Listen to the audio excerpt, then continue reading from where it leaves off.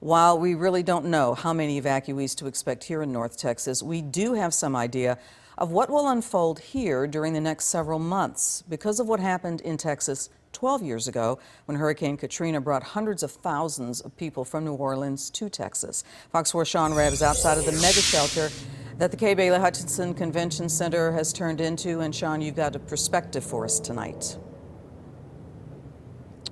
Yeah, Clarice, right now there are probably fewer than 200 evacuees inside the mega shelter, but that's going to change as soon as the planes can get in the air and the buses can start rolling. Officials here are looking for other facilities that can be transformed into mega shelters. All of this based on what we saw 12 years ago with Hurricane Katrina and her aftermath. It's kind of a roadmap perspective to predict how this will play out both in the immediate and long term. One mega shelter open and officials looking for places to open others. Reminds us all of the response 12 years ago when New Orleans fled Hurricane Katrina. We helped 28,000 people with shelter in Katrina. We may help a significantly higher number now. It is easy to suppose we could be at 100,000 plus after a few days. Here? In the Dallas-Fort Worth area, sure, that could happen. Because, says Dr. Cullum Clark, director of SMU's Economic Research Center, Dallas is the biggest destination for Harvey evacuees. Clark says what they learned from Katrina about how people evacuate is key to how they get back on their feet. To move along with a lot of other people whom they know. That's what helps them get back on their feet. We saw that after Katrina. While many may come here from Harvey, Clark expects most to go back to Southeast Texas.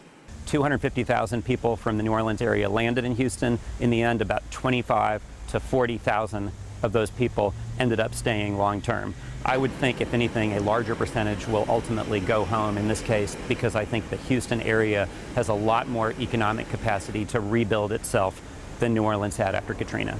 You're looking anywhere from I'd say from a 12 to 48 month process here in terms of trying to bring this area back. We Skyped with James Norton, former Homeland Security Deputy Assistant Secretary under George W. Bush.